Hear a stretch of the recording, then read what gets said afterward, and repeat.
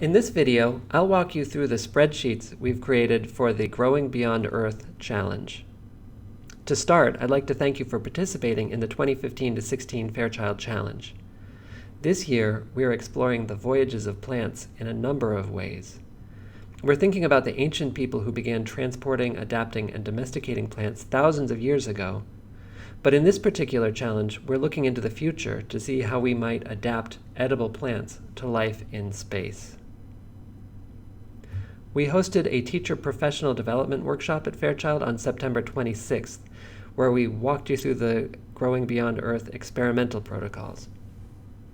NASA scientists developed the protocols to complement plant research they're doing at the Kennedy Space Center and in space on the International Space Station. At the workshop, we gave you a first look at how we'd like you to collect data for the project, and since the workshop, we have refined the spreadsheet a bit based on some of our own testing at Fairchild and based on the feedback we received from teachers at the workshop. The changes we made should make it easier for you to find your way around the spreadsheet and to enter all the information NASA needs to analyze the data. This is the whole spreadsheet zoomed out so you can see how the entire experiment is structured. Just look at the overall structure now and don't try to read the text. On the left, you'll enter the ID numbers for the seeds we provided in the order that corresponds to the arrangement of pots on the tray. I'll talk more about that in a moment. Then there's a planting section for recording the names of the plant species or varieties and the number of seeds planted in each pot. We have room for some general observations we'd like you to make, including the date the seeds begin germinating. Then there are 3 blocks for your weekly observations for week 2, week 3, and week 4 of the experiment. That's where you'll record how the plants are growing and how healthy they look. Finally, on day 30 after planting, you'll harvest the plants and enter the final set of measurements. It will be just like your weekly observations, except at harvest time, you'll be weighing the plants to determine their total biomass and edible biomass. Toward the bottom of the spreadsheet, there's some important fields for entering the date of each event and for keeping track of the temperature and how much water you've added. Don't forget to fill those in. Below everything else, there's room for general notes. Feel free to enter any observations, any information that doesn't fit anywhere else on the spreadsheet. We aren't looking for anything in particular here, but we hope you'll take notes that will help you keep track of the details of the experiment. Remember, it's best to record as much information as possible.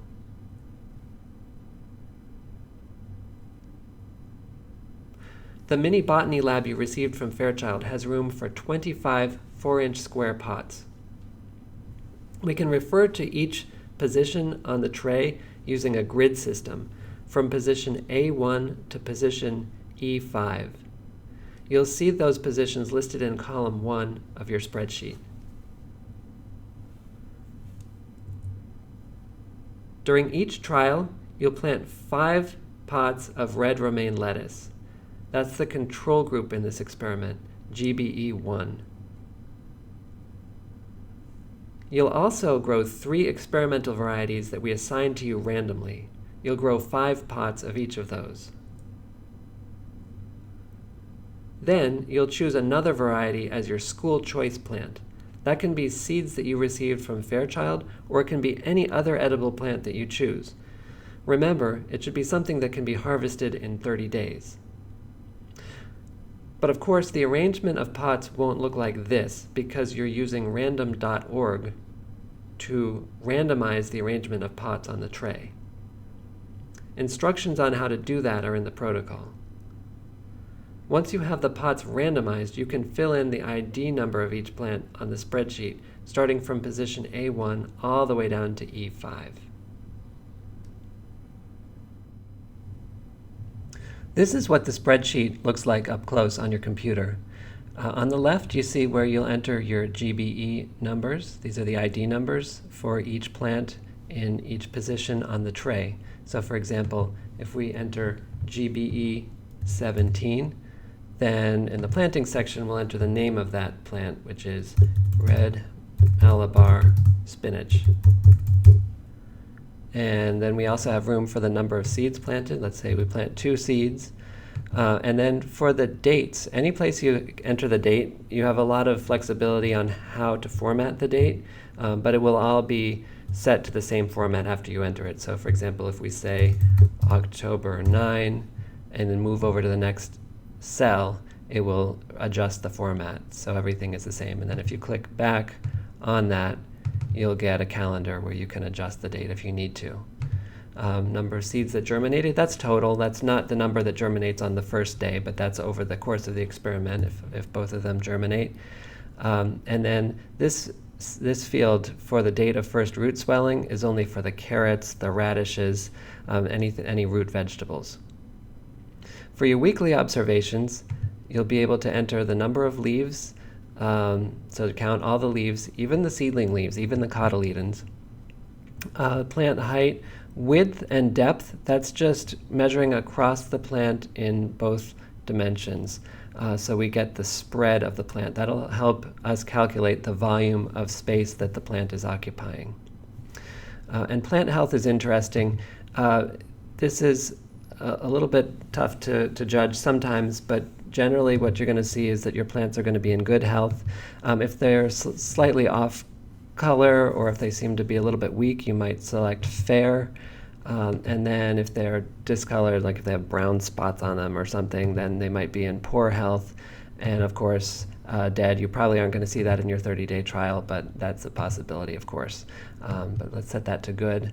And you'll enter the same sort of information after the first week that you start the experiment. So that'll be week 2. Then the following week, week 3.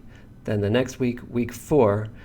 Which will be just about the time, so week 4 would be, say, 28 days, right? And harvest is day 30. So these numbers are going to be quite similar on week 4 and harvest day. That's okay. We want to get as much information as possible. And the only difference in what you enter for the harvest day is that you'll enter the total fresh mass. So that's taking the plant out of the pot, washing the roots, washing all the soil away, and measuring the weight of the whole plant. And then cutting away just the parts that are edible. So for most of the plants, that's going to be everything above the soil level. But look at our document that we have on the website that lists each of the plants, and that will indicate which part is the edible part. It would be the part that you would eat. So that's important to see what the yield of each of these plants will be. So that's really what you're going to enter across for each of your observations. Don't forget to scroll down, however, because that's where you're going to see things like the planting date, the observation date for each week that you do your observations, and then, of course, the notes. You're going to want to fill in as much information as possible just so you keep track of generally what's going on. Now, on this spreadsheet, we don't include any calculations. What we're going to do is aggregate the information from all the schools and do a bunch of calculations on our end, and NASA's going to work with that information as well. However, you're welcome to analyze your data and calculate things like edible biomass per square centimeter of growing area, or edible biomass per volume. If you use the spreadsheet, if you use Google Docs to do those calculations, I recommend creating a new spreadsheet like we're doing here. And then you can either refer to the cells on the data sheet, or you can copy and paste information from the data sheets and manipulate it here on this new calculations worksheet that we just created. That will mean that all the information that you work with here will not affect what we see on our end. Everybody gets 2 copies of the spreadsheet, one for the first 30-day trial and another for the second 30-day trial. But the high schools get a 3rd spreadsheet, and that's what this is. This is a larger spreadsheet that you would use after winter break if any of you want to do a longer trial, a 60-day trial. And you can do that with the plants that we provide, or you can use plants of your choice.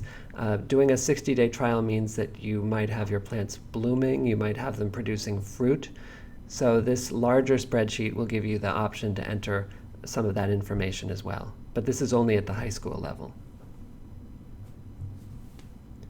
Once again, I want to thank you for participating in the Fairchild Challenge. We're very excited about this project and we look forward to seeing the results. We're already learning a lot. Thanks for participating.